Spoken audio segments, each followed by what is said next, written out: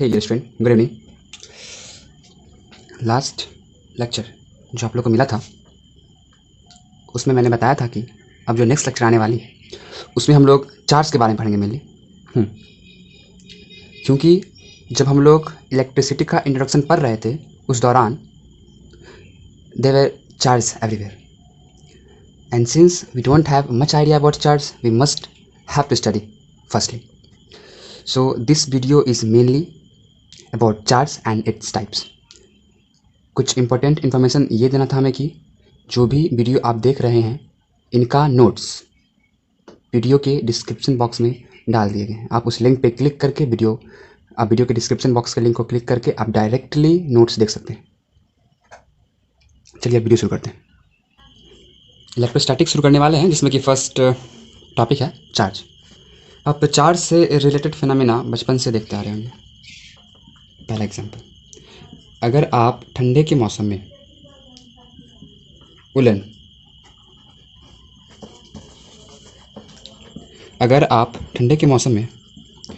Woollen sweater और jacket को पहन रहे होते हो या खोल रहे होते हो, उस दौरान एक स्पार्क आप फील कर पाते होंगे। वो स्पार्क कहीं ना कहीं चार्ज से क्रिएट होने वाला फेनोमेना है, जिसे हम लोग शॉर्ट में इलेक्ट्रोस्टैटिक फेनोमेना भी कह सकते हैं। ठीक। दूसरा एग्जांपल, कॉम्ब को अगर आप ड्राई हेयर रब करेंगे तो वो छोटे छोटे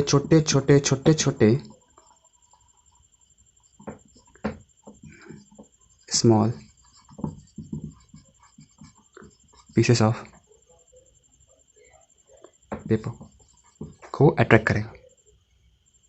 ये जो कुछ आप एग्जांपल्स देख रहे हैं, ये एग्जांपल एग्जैक्टली चार्ज के कारण होता है। और बहुत सारी बातें हैं, चार्ज को पहले समझेंगे तब जाके ये फेनोमेना भी समझ में आएगी, और फिर जाके इलेक्ट्रिसिटी, करंट इलेक्ट्रिसिटी, बहुत सारी बातें समझेंगे। तो फिर शुरू करते हैं और बेसिक से। चार्ज, मैंने कहा जस्ट कि बहुत सारे तरीके हैं इसे एक्सप्लेन करने के। हम लोग कोई सिंपल तरीका देखते हैं, क्योंकि मेरा काम है आप लोग को समझाना, न कि डिफ़िकल्ट तरीके से आपको उलझाना। तो सिंपल कहने का मतलब हुआ सबसे सिंपल। तो आइए एक ऐसा यंत्र बनाएं जो कि खूबसूरत दिखने के लिए बहुत ज़रूरी है। नाम क्या है इसका? कॉम्ब। यस, कंघा, कंघी, जो बोले आप। अब क्या करना है कि इस कॉम्ब को क्या करना है कि आप नॉर्मली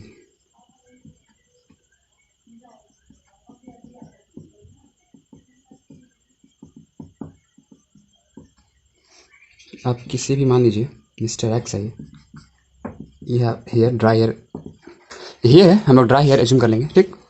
अब क्या करना है, इस कॉम्ब को इससे रब करना है। इसे अलग ढंग से हम लोग क्या बोलते हैं कि फ्रिक्शन प्रोड्यूस करवाइए। ये वर्ड आया, कुछ ना कुछ कारण होगा, वरना ये वर्ड लाते ही नहीं हम। तो कॉम्ब को ड्राई हेयर से रब करना है, फ्रिक्शन प्रोड्यूस करवाना है।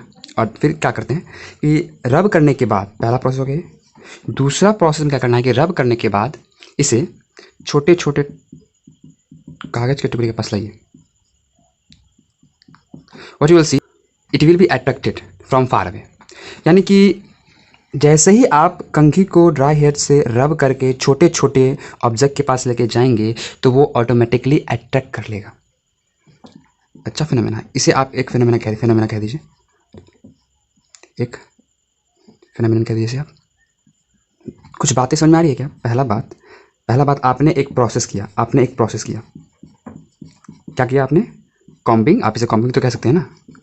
एक बार फिर से चार्ज टॉपिक समझने जा रहे हैं हम लोग। तो हमने कहा कि चार्ज वेरी इंपॉर्टेंट है, इसे समझना बहुत जरूरी है। तो चार्ज समझेंगे, और चार्ज समझने के लिए बहुत सारे तरीके हैं। हम किसी एक तरीके को लेके चल रहे हैं, सिंपल तरीका को।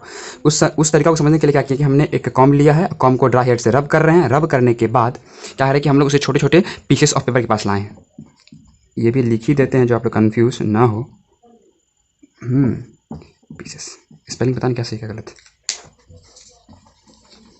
फिलहाल ठीक। अब हुआ क्या कि ये इसे अट्रैक्ट कर लिया। अब आपको बता दें कि दुनिया में कोई भी चीज़ अपने आप नहीं होती है। कोई भी चीज़ हुआ उसके पीछे कुछ ना कुछ कारण होगा। अगर ये कॉम इसको अट्रैक्ट किया है, इसका मतलब ज़रूर कुछ ना कुछ हुआ है। अब हमको बस समझना है कि कॉम कैसे अट्रैक्ट किया छोटे छोटे पीसेस को, कैसे कर लिया अट्रैक्ट। तो समझिए, जैसे ही आपने कॉम को रब किया ड्राई हेयर से, जैसे ही आपने इसे ड्राई हेयर से रब किया, तो हुआ क्या वहाँ पे, देखो समझो। आपको पता है कि ये जो कॉम्ब है वो किससे मिलकर बने होंगे? एटम से। मैं आगे एक और एग्जांपल दूंगा, अभी समझिए। कॉम्ब एटम से मिलकर बने होंगे, और एटम के अंदर क्या हो, एटम का अगर बेसिक पिक्चर बनाया जाए तो कैसा बनेगा? न्यूक्लियस, ऑर्बिट्स, अंतिम में इलेक्ट्रॉन्स रहते हैं, सब में रहते हैं ना भाई। ठीक से बना दे। अगर बेसिक पिक्चर बनाया जाए तो ऐसा बनेगा कुछ। न्यूक्लियस हो गया, ऑर्बिट्स हो गया ना, न्यूक्लियस, इलेक्ट्रॉन, इलेक्ट्रॉन, इलेक्ट्रॉन। अब देखो हुआ क्या। तो आपको पता है कि अगर किसी क्लास 9 में पढ़ाया गया है कि अगर किसी भी एटम में बाहर से एनर्जी दिया जाए तो वो एनर्जी एटम लेता है और अपने इलेक्ट्रॉन्स को देता है। अच्छा, ये बात क्यों कर रहे हैं? क्योंकि जब आपने कॉम को ड्राई हेयर से रब किया होगा, उस दौरान फ्रिक्शन, मैंने वर्ड यूज़ किया है, फ्रिक्शन प्रोड्यूस हुआ होगा, और friction always produces heat.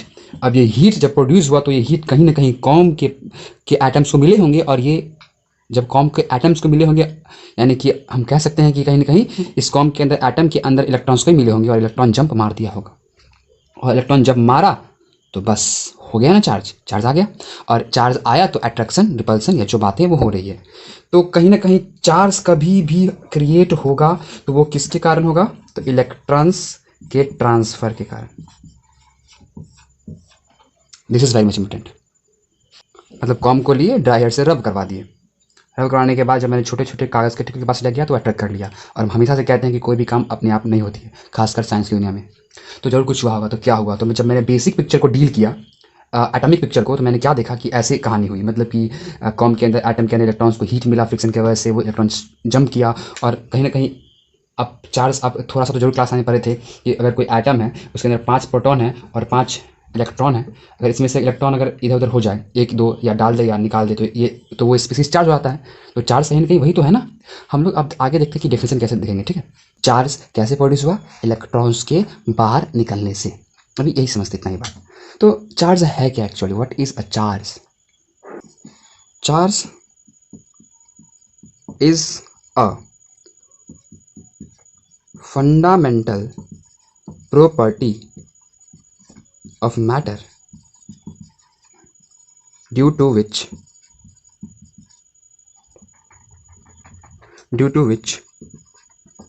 it interacts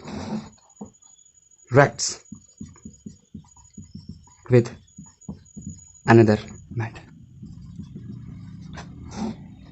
चलिए यहाँ पोस्ट करते हैं। Charge is a fundamental property of matter. कुछ बातें याद आ रहा है क्या? मास क्या है? मास फंडामेंटल प्रॉपर्टी है मैटर का। फंडामेंटल प्रॉपर्टी कहने का क्या मतलब? फंडामेंटल मतलब मूलभूत, मूलभूत गुण। मूलभूत गुण मतलब अगर मैटर है, मैटर पैदा लिया तो उसके पास मास होबे करेगा। ये मैटर है, ये मैटर है, मैंने पढ़ाया है, हाँ है, मैटर है।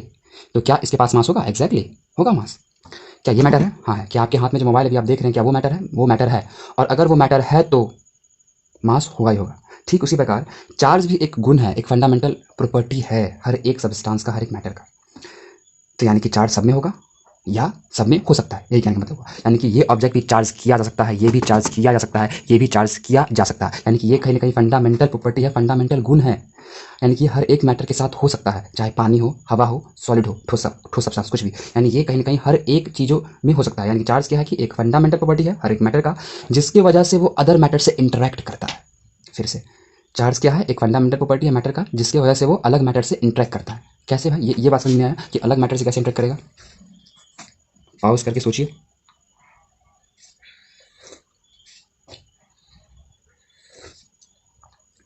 तो आपको याद होगा कॉम और ड्राई हेयर का केस।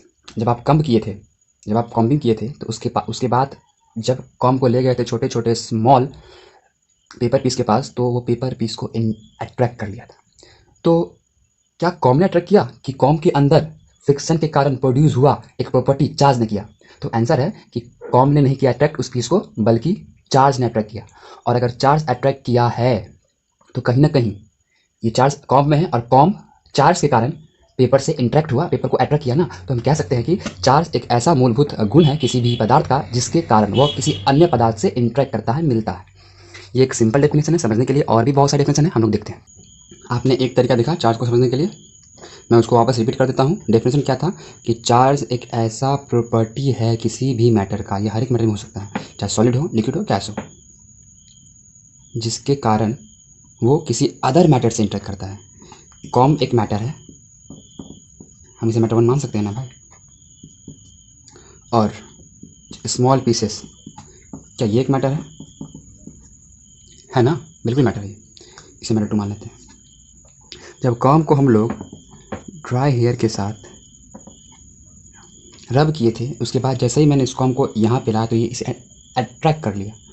तो देखिए कॉम एक मैटर है, पहला डेफिनेशन, जिसपे क्या हुआ कि ड्राई हेयर से रब किए, फ्रिक्शन प्रोड्यूस हुआ, और इलेक्ट्रॉन, ये हमेशा याद रखिए बात को, इलेक्ट्रॉन का ट्रांसफर हुआ, चार्ज बना, और चार्ज गुना गया ना मैटर में, एक मैटर में गुना गया, तो charge is a matter, is a fundamental, charge is a fundamental property of a matter. ये बात सुना है? अब which helps to interact with another matter. अब जैसे हम इस कॉम को इसके पास लाएंगे, अटैक करेगा, खिंचाएगा ना भाई, तो कहीं ना कहीं ये इंट्रैक्शन नहीं है क्या? ये भी तो एक इंट्रैक्शन है। और ये इंट्रैक्शन क्यों हुआ है? Because of charge. चार्ज कहाँ आया? मैटर पे, यानी मैटर प्रॉपर्टी। शायद ये बात समझ में आ रही होगी, ये बेसिक बात था। हम दूसरे डेफिनेशन की ओर बढ़ते हैं। अच्छा, मास जब अट्रैक्ट कर रहा था तो हमसे ग्रेविटी फोर्स या ग्रेविटेशनल फोर्स कह रहे थे, तो जब चार्ज अट्रैक्ट कर रहा है तो एक फोर्स लग रहा होगा, क्योंकि बिना मतलब कोई काम नहीं होता है, कोई ना कोई चीज़ होगा, कोई ना कोई एजेंट होगा बाहर से जो कुछ कर रहा होगा। तो जब मास के केस में ग्रेविटी फोर्स था, तो चार्ज के केस में कौन सा फोर्स होगा? एक चार्ज क्यू। तो चार्ज के केस में जो फोर्स होगा उसका नाम बहुत ही इजी है, सब कुछ इलेक्ट्रोस्टैटिक ही है, इलेक्ट्रोस्टैटिक फोर्स या इलेक्ट्रिक फोर्स। और बनेगा अब नया definition.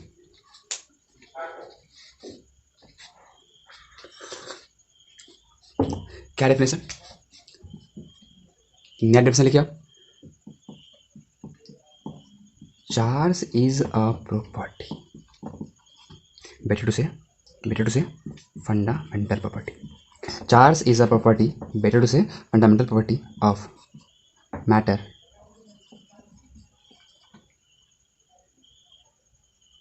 Charge is a fundamental property of matter, ठीक, विच प्रोड्यूसेस और experiences electrical और मैग्नेटिक फोर्स।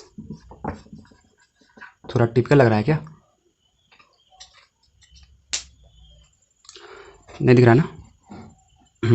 अब दिखेगा। चार्ज इज अ, यहाँ कंफ्यूज हो रहे हैं क्या? ये इसके जगह पे आया है। Charge is a fundamental property of matter, ये बात तो समझ में आ रहा है, विच प्रोड्यूसेस और एक्सपीरियंसेस इलेक्ट्रिकल और मैग्नेटिक फोर्स।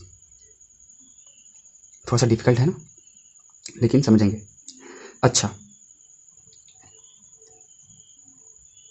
हमने कहा कि जब भी चार्ज इंटरेक्ट कर रहा है किसी से तो कोई फोर्स ला के खींचेगा ना किसी को, इसको भी कोई फोर्स ला के खींचेगा, तो उस फोर्स का नाम दे दिए इलेक्ट्रोस्टैटिक फोर्स और इलेक्ट्रिक फोर्स या इलेक्ट्रिकल फोर्स। तो हम ये भी तो कह सकते हैं ना कि चार्ज एक ऐसा प्रॉपर्टी है जो कि इलेक्ट्रिकल फोर्स एक्सपीरियंस करता है, इलेक्ट्रिकल फोर्स प्रोड्यूस करता है।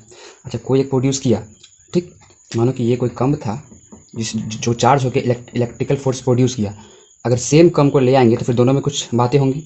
तो हम ये भी तो कह सकते हैं ना कि अब इस कंडीशन में क्या होगा कि ये एक्सपीरियंस भी कर सकता है, जो अगर हम प्रोड्यूस किए कोई फोर्स को तो हम एक्सपीरियंस भी कर सकते हैं ना, या दो चार्ज को पास में ले आएंगे तो कुछ अट्रैक्शन रिपल्सन होगा। तो हम कह सकते हैं कि एक प्रोड्यूस कर रहा है तो दूसरा एक्सपीरियंस कर रहा है, लेकिन ये भी चार्ज है और ये भी चार्ज है ना, तो हम कह सकते हैं कि चार्ज ऑब्जेक्ट या तो प्रोड्यूस करेगा इलेक्ट्रिक फोर्स या एक्सपीरियंस करेगा, ठीक।